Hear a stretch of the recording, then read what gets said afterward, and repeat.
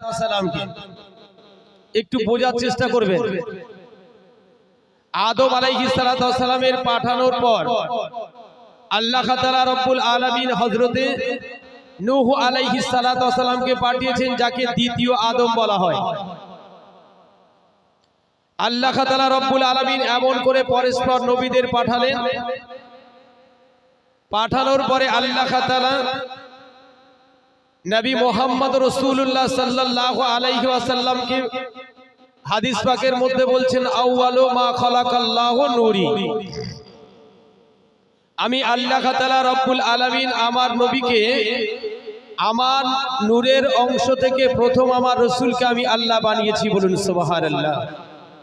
তাহলে আল্লাহ রাসূল আল্লাহর হাবিব কে আল্লাহ তাআলা নূর দিয়ে বানালেন, কিন্তু মানব গর্ভে আল্লাহ তাআলা রব্বুল আলামিনের কুদরতে মা আমিনার গর্ভে আল্লাহ তাআলা পাঠিয়ে দিয়েছিলেন। কিন্তু ঘটনা চক্রে এসেছে, ওই নূরটা সর্বপ্রথম আল্লাহ তাআলা যখন আদমকে তৈরি করেছিলেন, আদমকে তৈরি করার পরে আল্লাহ তাআলা তার কাছে দানার মধ্যে রূহ ফুকিয়ে দিয়েছিলেন। কিন্তু ওই রূহটা হযরত আদম আলাইহিস সালাম থেকে যখন ফুকিয়ে দিয়েছিলেন, সূরা ইয়াসিনে আছে, আল্লাহ তাআলা রব্বুল আলামিন বলছেন, ইন্নামা আমারুহু ইজা আরাদা শাইয়ান আইয়াকুলা লাহু কুন ফায়াকুন। বলুন সুবহানাল্লাহ। যে আমি যখন কোনো কিছু সৃজন করা বা সৃষ্টি করার জন্য প্রস্তুতি গ্রহণ করি, তাহলে আমি আল্লাহ তাআলা শুধু কোন শব্দ ব্যবহার করলে তা হয়ে যাবে। বলুন সুবহানাল্লাহ। কিন্তু আমরা কোনো কিছু তৈরি করতে গেলে আমরা প্রত্যেক যে জিনিসগুলো প্রস্তুতি করার পরে তারপর নির্মাণ করি। তা বললে আমি আল্লাহ তাআলা হযরতে আদম আলাইহিস সালামকে যখন আমি তার মধ্যে আমি রূহটা যখন ফুঁকিয়ে দিয়েছিলাম, ওই রূহটা আদম আলাইহিস সালামের ভিতর থেকে, আত্মার ভিতর থেকে বেরিয়ে সঙ্গে সঙ্গে চলে এসেছিল। আর আল্লাহ পাকের কুদরতে যখন বেরিয়ে এসেছেন, ফেরেশতা বলছেন, আল্লাহ আমরা যতবার ওনার ভিতরে রূহটা প্রবেশ করিয়ে দিতে চাই, ওই রূহটা বেরিয়ে চলে আসে। তার রূহকে প্রশ্ন করা হয়েছিল। আল্লাহ কোরআন পাকের মধ্যে বলেছেন, 15 পারা আছে, ইয়াসআলুনাকা আনির রূহ কুলির রূহ মিন আমরি রাব্বি। আল্লাহ রাসূল আল্লাহর হাবিবের কাছে ইহুদি, নাসারা, জৈন, খ্রিস্টানরা এসে প্রশ্ন করেছিলেন। করলে আল্লাহ তাআলা রব্বুল আলামিনের নবী হযরতে জিবরাইল আলাইহিস সালামকে বলছেন, ভাই জিবরাইল, তুমি তো পৃথিবীর জমিনে যত মাখলুকাত তৈরি হয়েছে, তুমি তাদের প্রত্যেকের রূহগুলো কবজ করে নিয়ে চলে যাও, রূহগুলো কবজ করো। তাহলে রূহটা কেমন একটুখানি হাল হকিকতটা আমার কাছে বলতে হবে।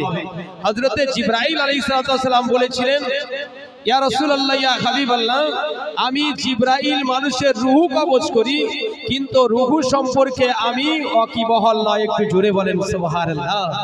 তাহলে যে জিনিসটা বানায় সেই জিনিসটার ওয়াকিবহাল যদি সে না থাকে, তাহলে কে? আল্লাহ। আল্লাহর নবী মুহাম্মদ রাসূলুল্লাহ সাল্লাল্লাহু আলাইহি ওয়াসাল্লামের কাছে প্রশ্ন করা হলো।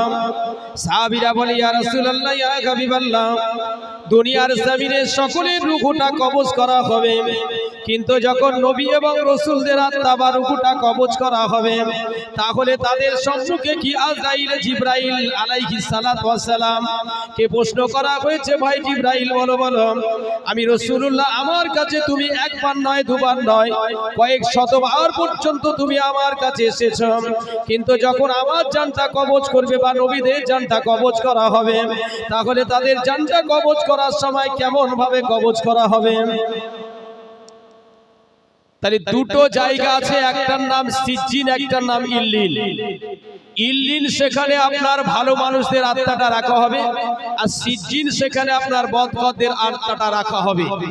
একটুখানি বোঝার চেষ্টা করেন যে রাসূলুল্লাহ সাল্লাল্লাহু আলাইহি ওয়াসাল্লামের আদমের যখন রূহটা ফুঁকিয়ে দিচ্ছে, বেরিয়ে যাচ্ছে, যাওয়ার পরে হঠাৎ রূহ বলছে, কেন তুমি ওর ভিতর থেকে বেরিয়ে আসছো? আমি আল্লাহ তো ওকে আদম জাতি হিসাবে একজনকে বানিয়েছি, তাহলে কেন বেরিয়ে আসো?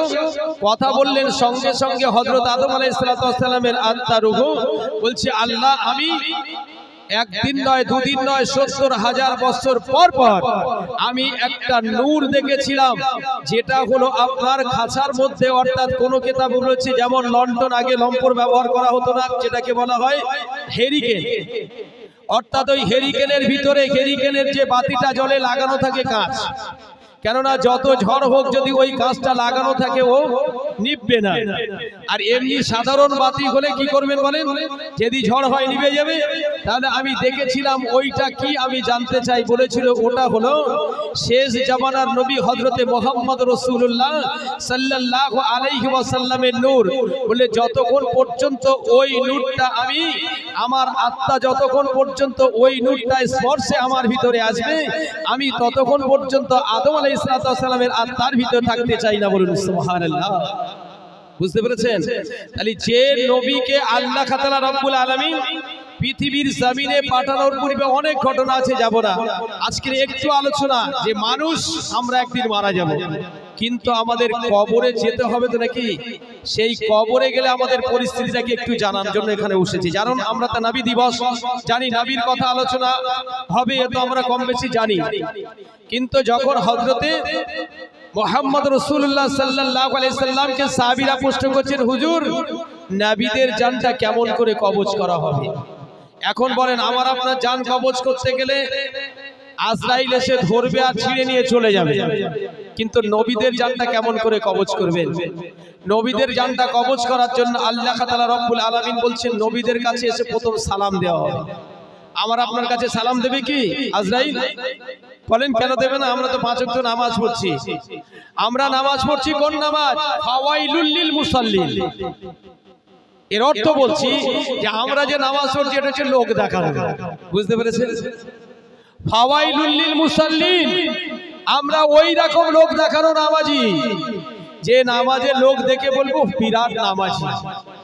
বুঝতে পেরেছেন?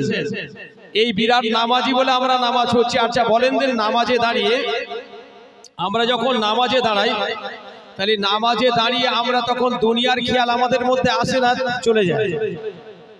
আসে তো। আচ্ছা সব থেকে বড় ইমাম হলো, তিনি হলেন ইমাম, সব থেকে বড় ইমামকে আমাদের ইমামে আজম আবু হানিফা রাহমাতুল্লাহ আলাইহি, জানাকে বলা হয়েছে বিশ্বের সর্বশ্রেষ্ঠ ইমাম। আর ইমাম গাজ্জালি রাহমাতুল্লাহ আলাইহি আর ইমাম মালিক বিন দিনার রাহমাতুল্লাহ আলাইহি, এরা হচ্ছেন দুজন বড় ইমাম।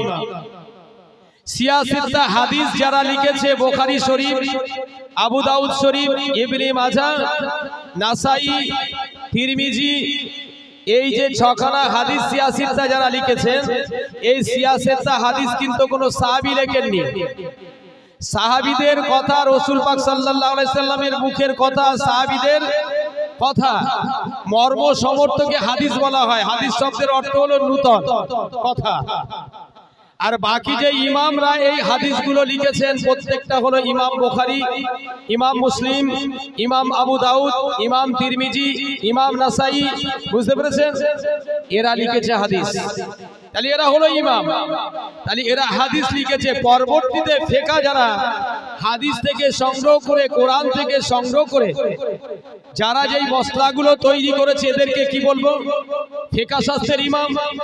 তাহলে ফিকহ শাস্ত্রের ইমাম আর ইমাম গাজ্জালি রাহমাতুল্লাহ আলাইহি, এখন ইনি মসজিদে ইমামতি করে। যেমন আমাদের মসজিদে একজন ইমাম থাকে, তাকে আমরা কি বলি? ইমামুল আদিলুন, ন্যায় পরায়ণ ইমাম বা বাদশা। কিন্তু হাদিসে ওখানে যেটা বলেছে, এটা এই ইমামের কথা বলেনি। ন্যায় পরায়ণ বাদশা হলো আপনার বস্তি এলাকার মধ্যে যে আপনার এই পুরো এলাকাটাকে পরিচালনা করেন, তাকে নেতা বা বাদশা বলা হয়েছে। বুঝতে পেরেছেন? খুব বেশি ভেঙে বলার প্রয়োজন নেই। কথা হলো সেই নেতা যদি সঠিক হয়, আল্লাহ বলছে কাল হাসরের মাঠে 7টা আরশে মুআল্লা ছায়ার ভিতরে একটা ছায়া সে পাবে। বুঝতে পেরেছেন? তাই ইমাম গাজ্জালি নামাজ পড়াচ্ছেন। নামাজ পড়ানোর পরে এমন সময় সকলেই নামাজের শেষে বলছে, হুজুর আপনার উপরে আপনার কাছে একটা কথা আছে। বলে কি কথা? বলে হুজুর আপনি নামাজ পড়ান, আমরা আপনার পিছনে ইক্তেদা করি। আচ্ছা যারা ইমামের পিছনে আমরা ইক্তেদা করি, কি বলি? একটা দায়িত্ব বিহাজাল ইমাম, তাই কি না? এখন আমি আপনাদের কাছে একটা ছোট প্রশ্ন রাখছি। এখন মনে করুন আমাদের এখানে হিজবুল্লাহ আছে, তাবলীগ আছে, লামোজাবি আছে, জাতি আছে। এখন মনে করুন মসজিদে আপনি নামাজ পড়াচ্ছেন হিজবুল্লাহর একজন মাওলানা, ভালো করে বুঝে নেবেন। হিজবুল্লাহর মাওলানা নামাজ পড়াচ্ছে, সে নিয়ত করছে আনা ইমামুল লিমান হাজারা ওমাইয়া হাজির, আমি ইমাম যারা উপস্থিত এবং যারা আমার অনুপস্থিতে। এখন আমি যখন নিয়ত করব, আমি কি নিয়ত করব যে একটা দায়িত্ব বিহাজাল ইমাম, আমার সমস্ত নামাজের দায়িত্ব আমি ইমামের উপরে ছুপে দিলাম বা অর্পণ করলাম। এখন ইমাম সাহেব যেটা করবে আপনি সেইটা করবেন না, ইমামের বিরুদ্ধে চরণ আপনি কাজ করবেন। বলেন, বুঝতে পারেননি?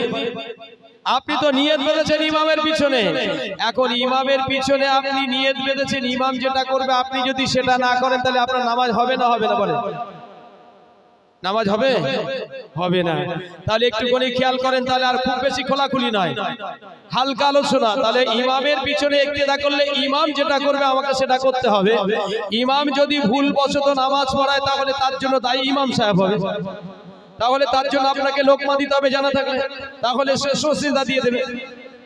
এখন তিনি কি করলেন, ইমাম রাহমাতুল্লাহ আলাইহি নামাজ পড়ে বার হয়েছেন, বলছে ভাই আপনার পিছনে আমরা সবাই ইক্তেদা করি, নামাজ পড়ি, কিন্তু আপনার ছোট ভাই আপনার পিছনে কেন নামাজ পড়ে? ভালো করে বুঝবেন, আমরা তো নামাজ পড়ি কেন বলেছি ফাওয়াইলুল লিল মুসাল্লি, আমরা কেন? এটা তো লোক দেখানো নামাজের কথা বললাম, কিন্তু আপনারা নয়, আমি আমার দিয়ে বলছি। আর আপনাদের বলে পেটুন কাল সকালে বাজারে যখন আসবো ধরবে হুজুর কি বলতে চাইলেন, ভুল বুঝবেন না আমাকে। এখন উনি নামাজ পড়েছে, জোহরের নামাজে নিয়ত বেঁধে বলছে মা ঠিক আছে আমি নামাজে যাব, কেন নামাজটা তো রসুল নিয়ে এসেছে, আমি নামাজে যাব, অসুবিধে নেই।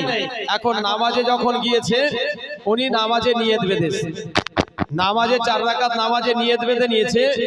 বাঁধানোর পরে 1 রাকাত নামাজটা আল্লাহর ভয়ে ভীতিতে পড়েছেন, বুঝতে পেরেছেন? আর দ্বিতীয় রাকাতে উঠে দাঁড়িয়ে সূরা ফাতিহা পড়তে পড়তে তার ভিতরে বলছে আল্লাহ আজকের আমার যে বড় ব্যবসা আছে, এই ব্যবসায় ক টাকা লাভ হবে ক টাকা লোকসান হবে, এই চিন্তা ভাবনা করতে করতে নামাজ পড়ছেন। আর পিছনে যে দাঁড়িয়ে ইক্তেদা করেছেন ইনি হলেন কে? ইমাম মালিক। নিজে দাঁড়িয়ে একা একা 3 রাকাত নামাজ পড়লেন, এই কি নামাজ হবে না হবে না?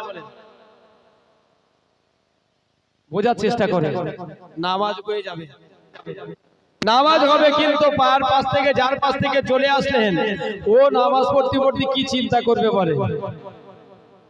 ও নামাজ পড়তে পড়তে কি চিন্তা করবে? বললে কি ব্যাপার, এখান থেকে চলে গেল কেন? কিতাবে এসেছে ইমাম গাজ্জালী রাহমাতুল্লাহ আলাইহি নামাজটা সমাপ্ত করার পরে তিনি যখন দোয়াটা করে দিলেন, দোয়াটা সমাপ্ত হয়ে গেল। দোয়া সমাপ্ত হয়ে যাওয়ার পরে এমন করে মুসল্লিরা উঠে দাঁড়িয়ে বলছে হুজুর গো আপনার পিছনে এতদিন নামাজ পড়লাম, কিন্তু আজকে আপনার ভাই আপনার পিছনে সে ইক্তেদা করলো, ইক্তেদা করার পরে আপনার ভাই প্রথম রাকাতটা আপনার পিছনে রুকু সাজদা করলো, রুকু সাজদা করে নামাজটা সমাপ্ত করলো, কিন্তু দ্বিতীয় রাকাতে আপনার ভাই লাইনটা ছেড়ে দিয়ে গিয়ে আলাদা দাঁড়িয়ে 3 রাকাত নামাজ পড়ে বেরিয়ে চলে গেল। হুজুরের কারণটা কি, রহস্যটা কি আপনাকে একবার বলে দিতে হবে। কিতাবের ভিতর লেখা হয়েছে ইমাম গাজ্জালী রাহমাতুল্লাহ আলাইহি মাথাটা নিচু হয়ে গেল, তিনি নামাজ সমাপ্ত করে বাড়িতে চলে গেলেন। বাড়ি যাওয়ার পরে মাকে ডেকে বলছে আমার আম্মা জান বলেন আমি ইমাম গাজ্জালী রাহমাতুল্লাহ আলাইহি একজন বড় ইমাম, আমার পিছনে সকলে ইক্তেদা করে নামাজ আদায় করে, আর আমার পিছনে আমার ভাই ইক্তেদা করলো, কিন্তু 1 রাকাত নামাজ পড়লো আর বাকি আর 3 রাকাত নামাজ পড়লো না, আমাকে একটু করে জিজ্ঞাসা করেন এতদিন ভাই আমার পিছনে ইক্তেদা করিনি, আমার কোনো সমস্যা ছিল না, কিন্তু যখন আমার ভাই আমার পিছনে ইক্তেদা করলো নামাজ 4 রাকাত না পড়ে কেন 1 রাকাত পড়ে বাকি 3 রাকাত কেন আলাদা পড়েছে? মা জানতে চাই। মা ডাকছে আমার বেটা, এ বেটা ইমাম মালিক শোনো আমার সামনে এসে দাঁড়িয়ে যাও। ইমাম গাজ্জালী ইমাম মালিক দুজনে দাঁড়িয়ে গেল।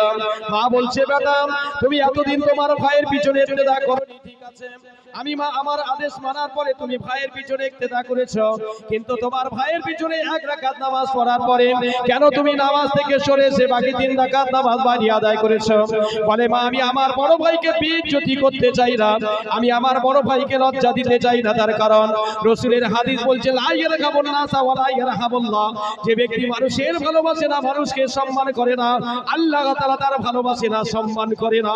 অতএব ওই জন্য আমি আমার ভাইয়ের দোষটা আপনার কাছে বলছি। আমার আম্মা জান, গ্রামের কোনো মানুষ জানতে চাইলো না, আপনি জানতে চাইলেন, আমি আপনার কাছে বলি মা, আমাকে ক্ষমা করে দেবেন। ভুল হলে বলছে আমার আম্মা জান, আমার ভাই যখন প্রথম ইক্তেদা করেছিলাম যে নাইদার মুসাল্লি আলিল্লাহি তাআলা আরবা রাকাতাই সালাতিল জোহরে ফরজুল্লাহি তাআলা আনা ইমামুল লিমান খাজারা ওয়া মা ইয়াহদির বলে নিয়ত করেছিল আমার বাপ, আর আমি আমার ভাইয়ের পিছনে ইক্তেদা করেছিলাম ইক্তেদায় তবে হাজার ইমাম, কিন্তু আমার ভাই প্রথম রাকাত নামাজটা সঠিক পড়েছে, আর বাকি যে 3 রাকাত নামাজ দ্বিতীয় নামাজে ওঠার পরে আমার ভাই দুনিয়ার যখন খেয়াল নিয়ে এসেছে, আমি ইমাম মালিক তার থেকে দূরে সরে গিয়ে বাকি 3 রাকাত নামাজ পড়ে নিয়েছি।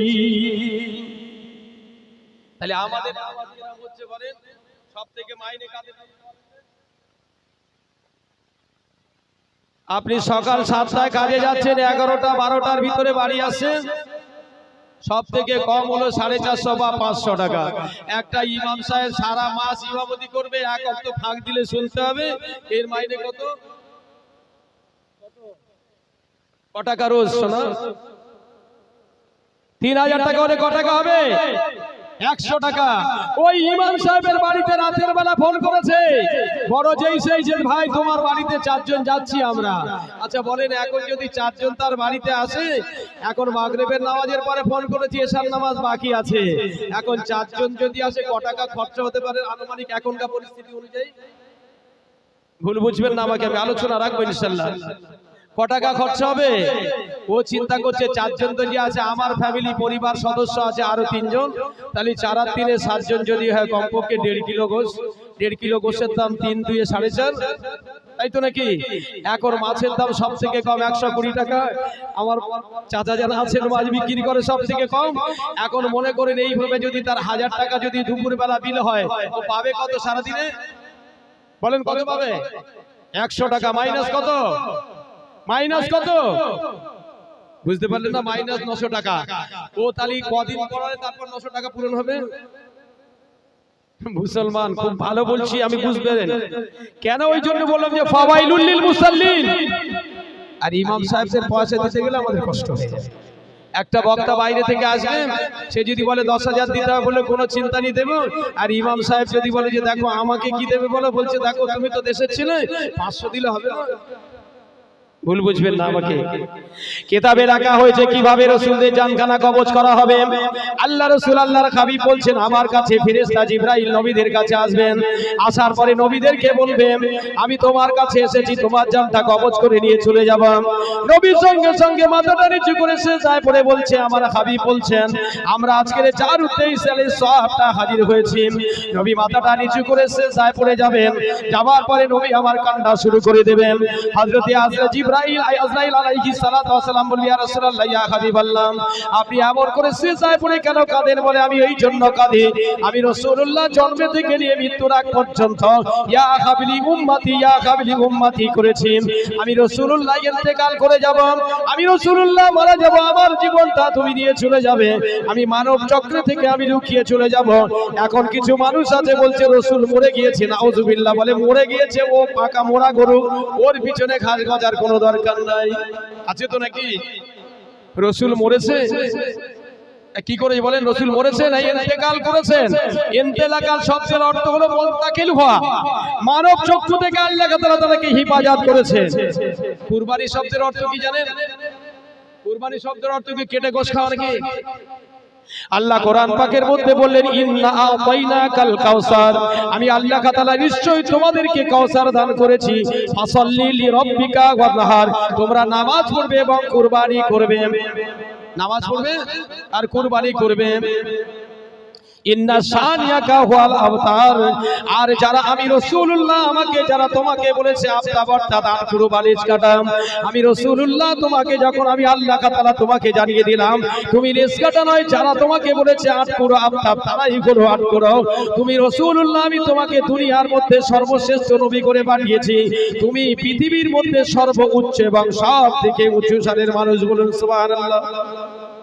তাহলে আজকের কি পরিস্থিতি দেখেন, আবার নবীদের কাছে জান কবজ করবেন কিভাবে নিয়ে যাবেন?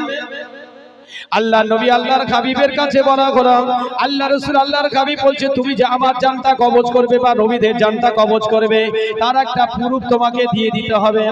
একটা প্রুফ চাই। কেন? যে আমার জানটা তুমি যে কবজ করছো আমি একটা প্রুফ চাই, প্রুফ যদি না হয় আমার জানটা কবজ করতে দেব না। বলুন সুবহানাল্লাহ। আল্লাহ নবী আল্লাহর হাবিব যখন কথা বলেন, বলার পরে সঙ্গে সঙ্গে বলা হয়েছে ওই সময় আল্লাহর রহমতের জান্নাতে ফেরেশতারা জান্নাতে আল্লাহর কাছে পৌঁছে যাবে, আল্লাহর আরশে মহল্লায় পৌঁছে গিয়ে বলবে আল্লাহ নবীদের জানটা কবজ করব বলেছিলাম কিন্তু আমাকে বলে একটা প্রমাণ দিতে হবে, আমার জানটা তুমি কবজ করবে, আমার প্রমাণ চাই, আমি প্রমাণ ছাড়া তোমাকে জানটা কবজ করতে দেব না। কিতাবে লেখা হয়েছে আল্লাহ তাআলা বলে আমার নবী যেটা বলেছে এটা হলো সঠিক। একটু জোরে বলেন সুবহানাল্লাহ। কোন কাজ করবে তার প্রমাণ ছাড়া করলে ঠকে যাবে না? কোন কাজ করবেন যদি প্রমাণ ছাড়া করেন ঠকে যাবেন। তা বলছে আপনি যে আমার জানটা কবজ করবেন তাহলে তার প্রমাণ চাই। বললে কি প্রমাণ? বললে আমি বলতে পারবো না। আল্লাহ তাআলা রহমতের ফেরেশতা চলে গেলেন, চলে যাওয়ার পরে ফেরেশতাদেরকে বললেন আমার ফেরেশতা চলে যাও জান্নাতে গিয়ে বেদা বলে একটা ফল আছে ফলটা নিয়ে চলে যাও, ওই ফলটাকে আমার রাসূলকে তুমি দেখাবে, আমার রাসূলের দেখানোর সাথে সাথে ওই ফলটা আমার রাসূলের জন্য সাক্ষী হয়ে যাবে। জোরে বলেন সুবহানাল্লাহ। কিতাবের ভিতরে আল্লাহ রাসূল আল্লাহর হাবিব যখন এমন করে মৃত্যুর কথা আলোচনা করেন হযরতে সাদ বিন মুআয রাদিয়াল্লাহু তাআলা বলেন ইয়া রাসূলুল্লাহ ইয়া হাবিবাল্লাহ, সাহাবীরা বলে ইয়া রাসূলুল্লাহ ইয়া হাবিবাল্লাহ হযরতে সাদ বিন মুআয ইন্তেকাল করে গিয়েছে, মারা গিয়েছেন।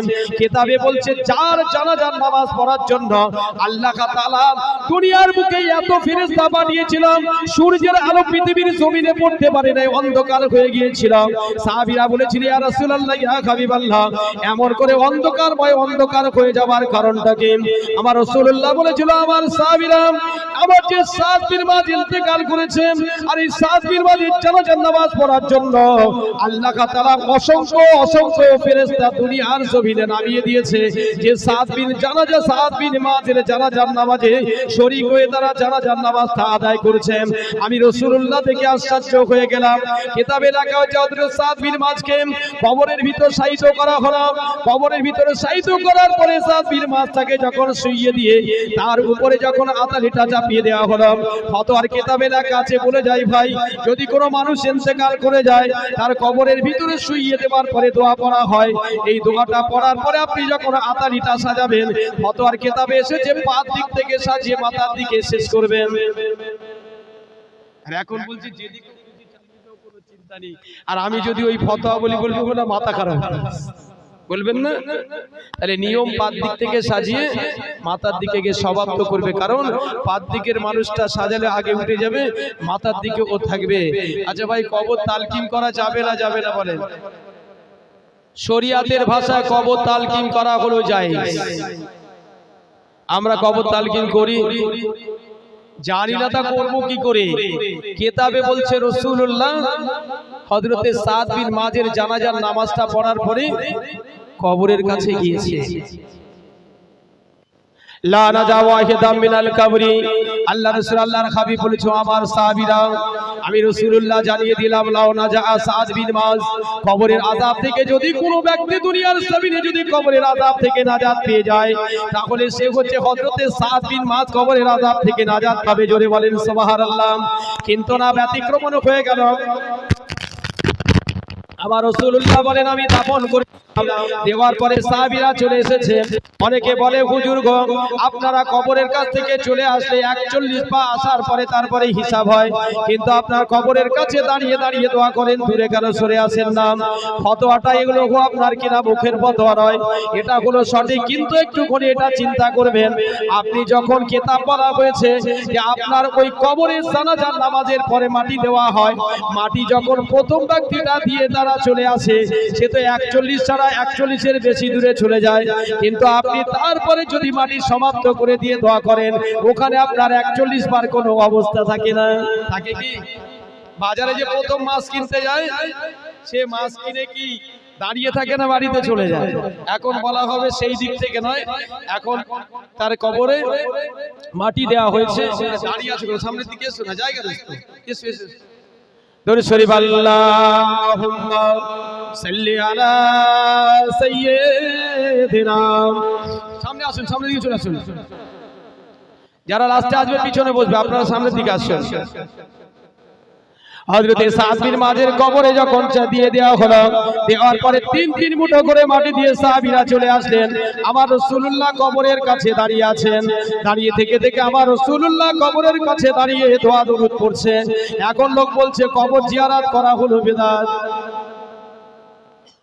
কবর জিয়ারত করা কি বলছে? বলছে বেদাত। কেন কবর জিয়ারত করবে? তাহলে বুখারী শরীফের হাদিসের দিকে লক্ষ্য করে চলে যায়।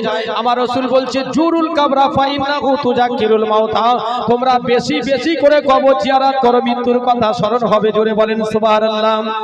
এখন ফতোয়া এসেছে মুসলমান বলছে একজন জানাজার নামাজ পড়েছে, কবরে তাতে মাটি দিতে যেতে পারছে না, তাহলে কিছু মানুষের ভিড় আছে, একটা ডিসি করে মাটি নিয়ে চলে যাও। আমি এখানে বসে চিৎকার করে মাইকে বলে যাই, মুসলমান আপনি মাটি দিতে গিয়েছেন কবরে, আপনি যে দোয়াটা পড়ে ডিসে মাটি দিচ্ছেন, ডিসটাকে আপনার কাছে কবর হলো। আপনি বালতি মাটি দিচ্ছেন, বালতিটাকে আপনার কাছে কবর হলো। আপনি ধামায় মাটি দিচ্ছেন, মাটিটাকে আপনার ধামায় হলো। রাসূল বলছে ওই জায়গা তোমাকে কবরের কাছে যেতে হবে। ওই কবরের কাছে গিয়ে যখন দুমুঠো মাটি তুমি দেবে, ওই কবরের কাছে তোমার নজরটা পড়বে, তখন তোমার ভিতরে একটা ধাবিত হবে, আল্লাহ একদিন আমাকে এই কবরে আসতে হবে। আর আপনি যখন ডিসে মাটি দেবেন ভাবছেন বাড়িতে যেমন দিতাম তেমন দিলাম, অতএব আপনার কবরের কথা কেনে ভেদি হয়ে যাবে। রাসূল বলছে ফতোয়ার কিতাবে বলা হয়েছে তোমাকে মাটি দিতে গিয়ে কবরে গিয়ে মাটি তোমাকে দিতে হবে, তাহলে তুমি মাটিটা দিলে তোমার মনটা নরম হবে। এখন বলছে হুজুর লোক অনেক হয়ে গেছে, ও জায়গা যাওয়া যাবে না। আবার কিছু কিছু ফতোয়া উঠে গিয়েছে, বলছে হুজুর অনেক লোক হয়েছে, জানাজার নামাজের পরে দোয়া করে দেন না, মাটি দেওয়ার পরে সবার খুঁজে পাওয়া যাবে না। ফতোয়া বলছে তোমার সবার পাওয়ার কোনো প্রয়োজন নাই। যারা মাটি দিল, যারা জানাজার নামাজ পড়লো, তারা এক কেরাত সওয়াব পেল।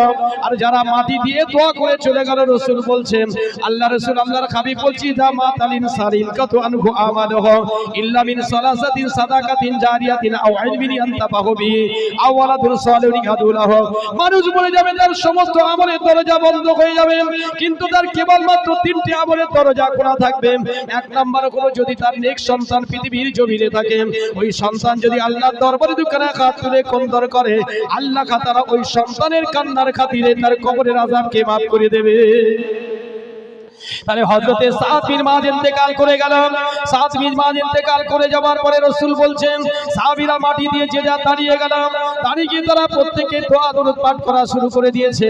আমি রাসূলুল্লাহ সাদ বিন মুআযের কবরের মাথার ধারে দাঁড়িয়ে রইলাম। এমন করে আমি দেখতে পেলাম যে হযরতে সাদ বিন মুআযের কবরের দিকে দুই দিকের মাটিটা হযরতে সাদ বিন মুআযকে চেপে ধরতে আসে। আমি রাসূলুল্লাহ ওই জায়গা ধৈর্য রাখতে পারলাম না। আমি রাসূলুল্লাহ এমন করে দোয়া পড়তে পড়তে আমার চোখটা নিবারণ হয়ে গেল, আমার চোখে থেকে টপ টপ করে পানি পড়ছে, আমার শরীরে ঘামে ঘেমে গেলাম, আমার চেহারাটা মসৃণ হয়ে গেল। সাহাবীরা আমার দিকে তাকিয়ে তাকিয়ে আছেন এমন সবাই। হঠাৎ করে আমি আল্লাহু আকবার ধরে দিয়ে উঠলাম। সাহাবীরা সমাপ্ত হয়ে যাওয়ার পরে বলছি ইয়া রাসূলুল্লাহ ইয়া হাবিবাল্লাহ, আপনি এতগুলো সাহাবীকে এতগুলো ব্যক্তিকে মাটি দিলেন, আপনি কোনোদিন এমন আপনার চেহারাটা হয় নাই, আর আপনি এমন করে তাকবীরের ধরি দেন নাই, আপনি এই ঘটনাটা কেন ঘটেছে বলতে হবে। আল্লাহ রাসূল বলেছিল আমার সাহাবীরা, আল্লাহ তাআলা বলেছেন মানা আযওয়ালুল মানাজিলা মানাজিলাল কবরা। রাসূল বলেছেন পৃথিবীর জমিনে সবথেকে বড় মঞ্জিল হলো কবর, আর কবরে যে ব্যক্তি রেখাই পেয়ে যাবে আর তার কোন জায়গায় কোনো হিসাব হবে না। আউয়ালুল মানাজিলা মানাজিলাল কবর। আল্লাহ রাসূল আল্লাহর হাবিব বলছেন ওয়ায়াসআলুহুম মাররাতাইন, মানুষের দু জায়গায় তাদের বিচার হবে, বিপদ হবে। এক নাম্বার বিপদ হলো কবরের প্রথম, আর দ্বিতীয় নাম্বার হিসাব হবে কিয়ামতের দিনে। বাকি আর হিসাব হবে না। এখন কিয়ামতের হিসাবের পূর্বে আগে কবরের জব্দটা হয়ে যাবে। আল্লাহ রাসূল আল্লাহর হাবিব বললেন আমি সঙ্গে সঙ্গে আল্লাহর কাছে দোয়া করলাম আল্লাহ আবার সাদ বিন মায সাহাবীরা বলে ইয়া রাসূলুল্লাহ ইয়া হাবিবাল্লাহ সাদ বিন মাযের কোন অপরাধের কারণে এত বড় একটা আযাব হবে কবরে শাস্তি হবে আল্লাহ রাসূল বলল আমার সাহাবীরা সাদ বিন মাযের কোনো কষ্ট কোনো পৃথিবীর জমিনে তার কোনো গুনাহ নাই তিনি বিনা অপরাধে কেন আল্লাহ তাআলা তাহলে তাকে কষ্ট দেবেন বলে আমার সাহাবীরা শোনো সাদ বিন মাযের একটাই মাত্র অপরাধ সে হলো তার বিবির হকটা আদায় করতে পারে নাই এখন এই কথা আমাদের বললে কি পরিস্থিতি হবে বলেন তো বলছে হুজুর বিবির হকটা কি এখন বিবির হকটা কি যারা বিয়ে করেছে তারা জানবে যারা করেনি তারা কি করে জানবে তা বললে একটাই অপরাধ তার বিবির হকটা সম্পূর্ণ আদায় করতে পারেনি অন্যান্য হাদিসে এসেছে যে তিনি একজন উট চালক ছিলেন উটেরা পেচ্ছাপ করলে তার গায়ে কখনো লেগে যেত যার কারণে সেই নাপাক লাগাতে তিনি পরিষ্কার ভালোভাবে না হয়ে আল্লাহর ইবাদত করতেন যার কারণে তার ওই কবরে আযাব হয় এখন আমরা যারা দাঁড়িয়ে পেচ্ছাপ করি তাদের পরিস্থিতি কি আছে বলে অনেকে তো আছে এমন মাল পড়েছে মানে ওর নিচু হওয়ার ক্ষমতা নেই দাঁড়িয়ে ছেড়ে দিল আচ্ছা বলেন দেন দাঁড়িয়ে কারা পেচ্ছাপ করে দাঁড়িয়ে কারা পেচ্ছাপ করে বলেন দাঁড়িয়ে পেচ্ছাপ করে কারা মুসলমানের ছেলেরা দাঁড়িয়ে পেচ্ছাপ করছে লজ্জাবোধ করে না তাহলে রাসূল বলছে দাঁড়িয়ে পেচ্ছাপ করবে তাও আবার কি তার কাপড়ে জামায় লেগে যাচ্ছে ওই অবস্থায় মাল চলছে সারা দিন আচ্ছা বলেন যদি ওই অবস্থায় মৃত্যু হয় কেমন ভাবে মরবে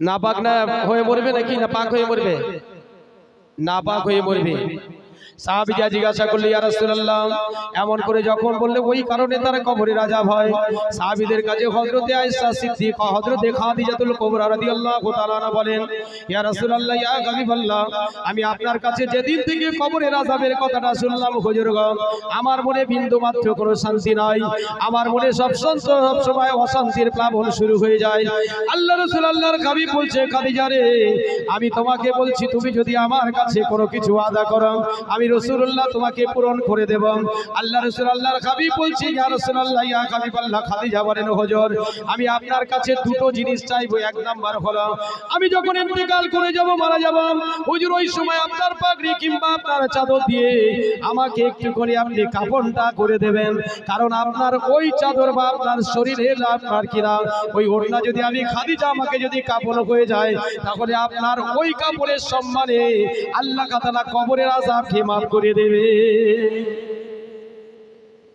কতটা রাসূলকে ভালোবাসত আর আমরা কতটা ভালোবাসি স্বামী যদি একটুখানি কোনো কাজ করে খাটতে গিয়েছে আসতে যদি যে টাইমে আসে তার থেকে যদি 10 মিনিট পরে আসে বাড়ি ঢোকার আগে জবাব নেবে আসো তো 9টার সময় আজকে কেন 10টায় এসেছো জবাব দাও বুঝতে পারেননি আর এ যদি সেই রকম মাল হাতা ঘুরিয়ে ওই সঙ্গে সঙ্গে বিলুতি ঘুষি ওকে মারা যাবে নারীরা ব্যাকাহারে তৈরি মারতে পারবেন না তাকে বুঝাতে হবে যে দেখো আজকের একটু বন্ধু বান্ধবের পাল্লায় পড়ে একটুখানি কথাবার্তায় দেরি হয়ে গেছে তা তুমি এরকম করো কেন এখন তো আমরা তো সব একদম পুরো তঙ্গে রয়েছি ভুল বুঝবেন না কিতাবে লেখা হয়েছে বলছে হুজুর হযরতে খাদিজাতুল কুবরা ইন্তেকাল করে গেল আমার রাসূল আমার হাবিব কি করলেন এক নাম্বার কথা আবার দ্বিতীয় বলছে হুজুর গো আপনি আমাকে দাফন করে দেওয়ার পরে সাহাবীরা যখন চলে আসবেন হুজুর ওই সময় কিন্তু আপনি আমার ওই জায়গা দাঁড়িয়ে যাবেন কেন না আমি খাদিজা বড় আমার বড় ভয় হয় হুজুর গো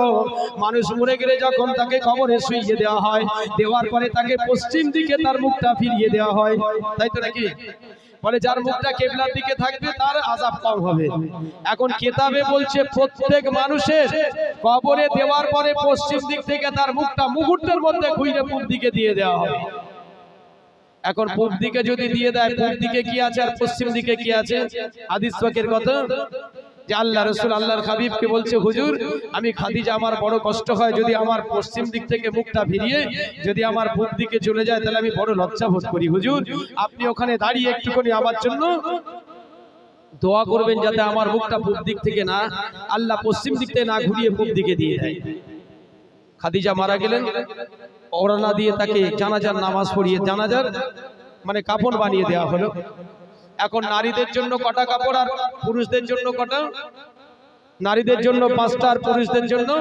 3টে কাপড়। কিতাবে বলছে একটা হলো ইজেব, কামিজ, লিফাফা, ওড়না আর বোরখা, এটা হলো নারী। আর বাকি যে 3টে বললাম, কামিজ, লিফাফা আর আপনার একটা লিফাফা, একটা কামিজ, একটা ওড়না, একটা বোরখা, একটা লিফাফা, মানে আপনার ওই কি বলে, মানে 5টার ভিতরে। এখন 3টে পুরুষদের জন্য আর নারীদের জন্য 5টা। এখন 5টার ভিতরে পরিয়ে দেওয়া হলো। এই 5টা বা 3টে কেন পরানো হয় একটু জিজ্ঞাসা করি, আপনাদের বলবেন কেন পরানো হবে?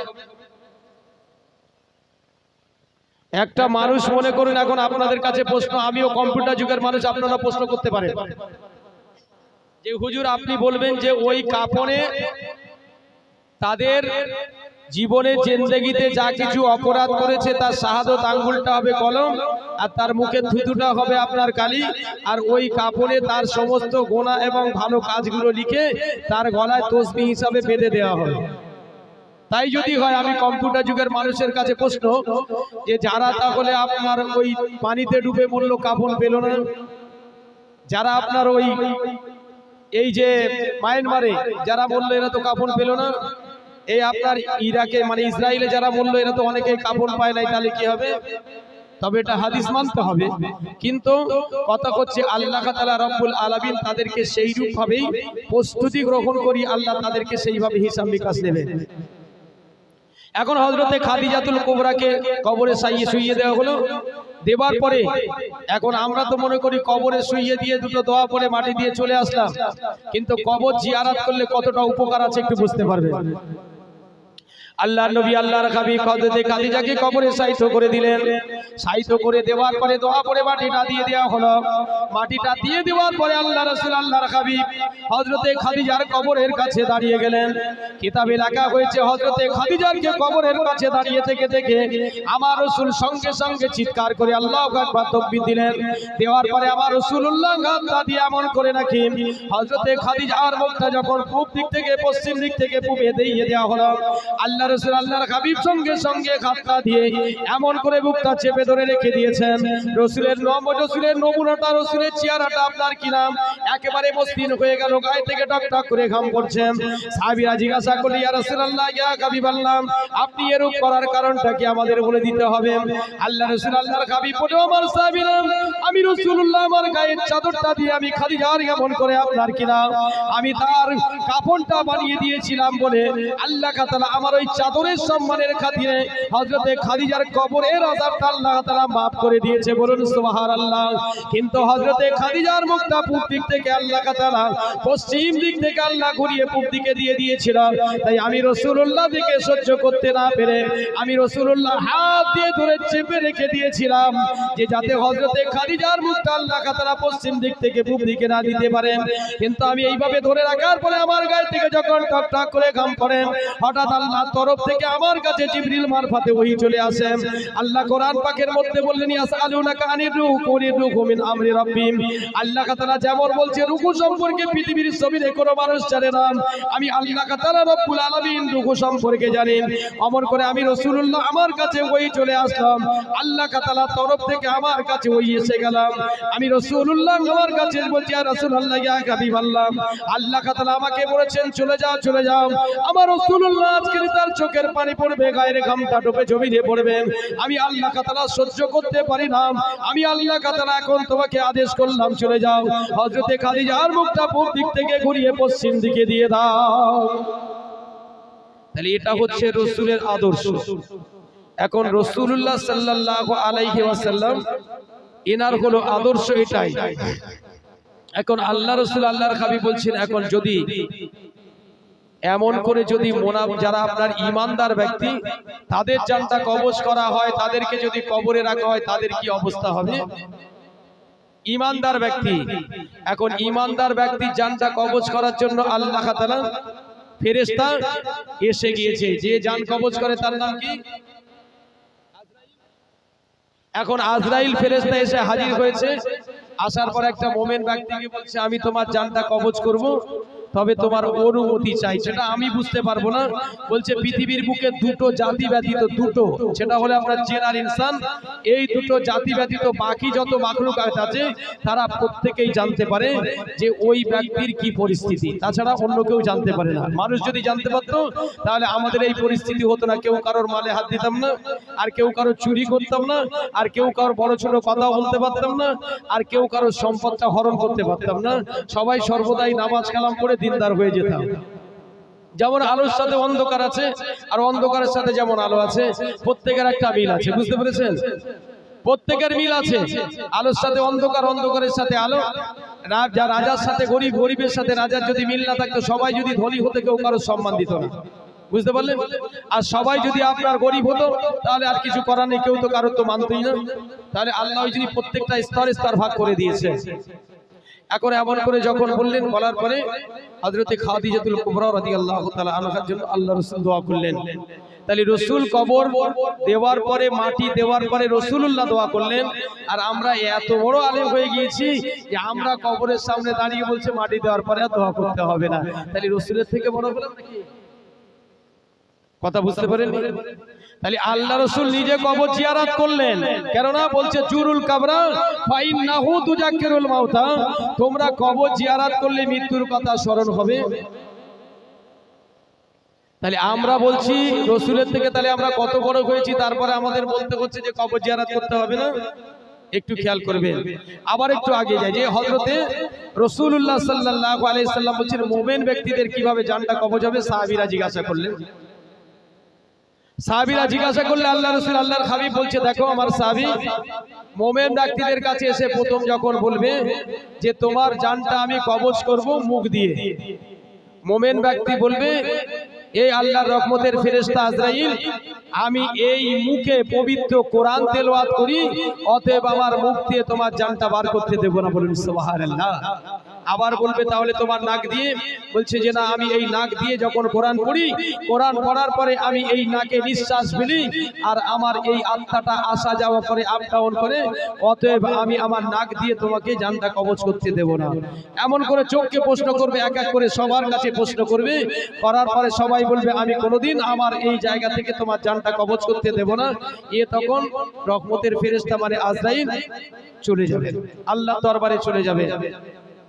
আল্লাহ দরবারে গিয়ে রোনাজারি করবি, আর রাব্বুল আলামিন, আমি আপনার ওই বান্দার জানটা কবজ করার জন্য চলে গিয়েছিলাম, কিন্তু ওই বান্দার জানটা কবজ করার পূর্বে আমি তাকে জিজ্ঞাসা করলাম, আমি তোমার জানটা কবজ করব, তোমার গাল দিয়ে বলে, গালে আমি কোরআন শরীফ পাঠ করেছি, অতএব পবিত্র কোরআন তেলাওয়াত করেছি, হবে না। তাই কোরআনে বলেছেন, আল্লাহ তাআলা রব্বুল আলামিন পবিত্র কোরআন পাকের মধ্যে বললেন, যখন তোমরা সকালবেলা ফজরের নামাজটা পড়বে, আকিমিস সালাতা লিদুলুকিস শামস ইলা গাসাকিল লাইলি ওয়া কুরআনাল ফাজর ইন্না কুরআনাল ফাজরি কানা মাশহুদা, তোমরা ফজরের নামাজটা পড়ার পরে তোমরা ওই জায়গায় কোরআন শরীফ পাঠ করতে থাকো, কেননা ওই সময় কোরআন শরীফ যদি পাঠ করো, ওই কোরআনটা তোমাদের জন্য হাসরের ময়দানে শাফাআতের বাগিচা হয়ে যাবে। বলুন সুবহানাল্লাহ।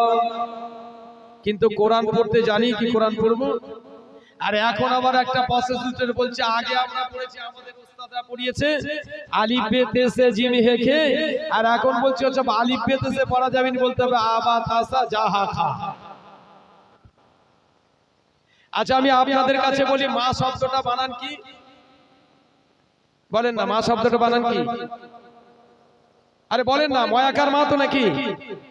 ময় আকার দিলে যদি মা হয়, তাহলে শুধু মো বললে কি হবে? যদি আলিফটা আলিফ হলো, বিয়েটা যদি বা হয়, তাহলে বিয়ের উপরে জাবা দিলে কি হবে বলেন? হ্যাঁ, আর তাহলে শুধু যদি বা হয়ে যায়, তাহলে বা জাবার বা, তাহলে মায়াকার জাবার মায়াকার মা হয় নাকি? এই গ্রামার অনেক ব্যাপার আছে। ওরা বলে হুজুর কি ব্যাপার? আর কেন তোমরা আলিফকে আলিফ বলছো, বে কে বা বলছো, তাহলে বের উপর যদি জাবা দিই তাহলে কি হবে? বা জাবার বা। মায়াকার দিয়ে ফের আকার দিলে বা হবে তো নাকি? তারপর তো বা জাবার বা হবে। মানে কত কায়দা নেবে। তার মানে রাসূল বলেছে এমন একটা সময় আসবে, সাইয়াতিস জামানে আলা উম্মতি তাকুলু কুলুবুহুম কা কুলুবিস সিয়াম, মানুষের অন্তঃকরণটা নেগড়ে বাঘের মতো হয়ে যাবে। কালামুহুম কা কালামিল আম্বিয়া, তাদের কথাবার্তাগুলো হবে নবী রাসূলদের কথাবার্তার মতো। ফাইলুহুম কা ফাইলিল ফারাইনা, তাদের কাজকর্মগুলো হবে ফেরাউন, আদনান, সাদ, নমরুদ, কাতান এদের মতো। বুঝতে পারলেন? তাহলে এখন পরিস্থিতি কি বুঝছেন? বলে তোমরা আগে যা পড়ে সব ভুল, তার মানে এর আগে আমাদের ওস্তাদরা পীর সাহেবরা পৃথিবীর জমিনে এদের আসার আগে যারা পড়েছে কোরআন সব ভুল পড়েছে নাকি? এরা বলছে তোমরা যে কোরআন পড়ছো ওটা ভুল, কেননা বলতে হবে আবা তাসা, যদি আলিফ বেতিসে পড়ো তাহলে ভুল হবে। এখন প্রশ্ন হচ্ছে এইটা তোমরা বলতে পারো যে কোরআনে একটা হচ্ছে মারুফ একটা মাজহুল, যেমন আলিফ জের, যদি আলিফ জের এ বলতে পারি, আলিফ জের ইউ বললে সেটা হচ্ছে আপনার মারুফ হবে। আর মাজহুল যদি বলি তাহলে আলিফ জের ই হবে। তাহলে এ আর ই এই দুটোর মধ্যে পার্থক্য। তাহলে কোরআন তো রাসূলের কাছে 8 রকম ভাবে অবতীর্ণ হয়েছে, নাজিল হয়েছে। তাহলে তুমি ভুলটা বললে কোন কারণে? তুমি এটা বলতে পারো যে দেখো সঠিকভাবে উচ্চারণ করলে মারুফটা উচ্চারণ করবে, আর মারুফ আর মাজহুল যদি উচ্চারণ করে যদি কোরআন পড়ে কেউ, যদি তাহলে তার কোরআনটা পড়া যদি ভুল হয়, তাহলে এইরকম ইমাম সাহেব যদি নামাজ পড়ায় নামাজ হবে? বলেন। তাহলে কথা হচ্ছে অল্প শিক্ষায় ভয়ঙ্কর, এত ভয়ঙ্কর হচ্ছে অল্প শিক্ষা মানে বিশাল হয়ে গেছে। এই ধারণা নিলে হবে না। আল্লাহ তাআলা সম্মান দেওয়ার মালিক, আর আল্লাহ সম্মান আপনার কেড়ে নেওয়ার মালিক। তার কারণ হলো কোরআনে তার দলিল আছে।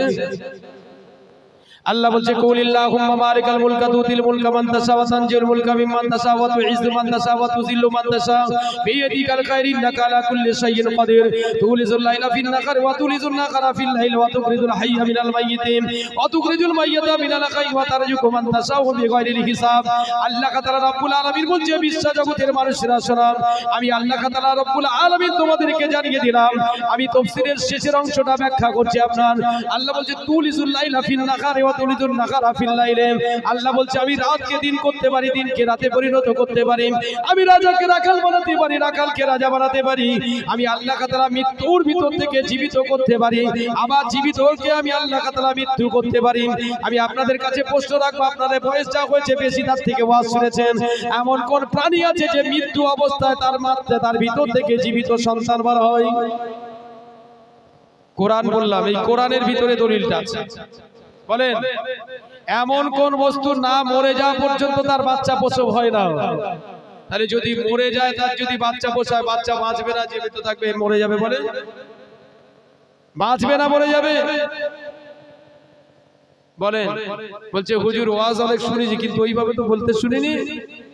তাহলে কোরআন বলছে পৃথিবীর বুকে আল্লাহ তাআলা বলছেন আমি তোমাদের রাতকে দিন করতে পারি, দিনকে রাতে পরিণত করতে পারি। আমি জীবিত প্রাণীর ভিতর থেকে মৃত্যু বার করতে পারি, আর মৃত্যু প্রাণীর ভিতর থেকে আমি জীবন দান বার করতে পারি, জীবিত দান করতে পারি। দেখবেন যখন ক্যাকড়া ডিম পাড়ার সময়, বাচ্চা ফোটার সময় হয়, ওই ক্যাকড়াটা মারা যায়। আর ওই ক্যাকড়াটা মারা গেলে খোলসটা ছাড়িয়ে দেখবেন ওর ভিতরে ক্যাকড়ার বাচ্চা যেগুলো আসে এইগুলো জীবিত অবস্থায় থাকে। বলুন সুবহানাল্লাহ। এটা কার দায়িত্ব? বলে এটা কার দ্বারা হয়? সাধারণ মানুষের দ্বারা? তাহলে এটা আল্লাহ পাকের হুকুম। তাহলে আল্লাহ তাআলা বলছে তোমাদের এই যে বিষয়গুলো আমি আল্লাহ তাআলা সবকিছু করুণাময় রব্বুল আলামিন। তাহলে আমরা যদি সেই আল্লাহ থেকে আরো যদি উপরে উঠে যাই, তাহলে নাউজুবিল্লাহ বলা ঠিক নয়। একটু খেয়াল করতে হবে। আল্লাহ আমাদের সকল প্রকার খারাপি থেকে হেফাজত করুন, সকলে বলি আমিন। একটু উচ্চ স্বরে দরুদ শরীফ আল্লাহুম্মা সাল্লি আলা সাইয়্যিদিনা ওয়া আলা আলি সাইয়্যিদিনা। রাসূলুল্লাহ সাল্লাল্লাহু আলাইহি সাল্লামের কাছে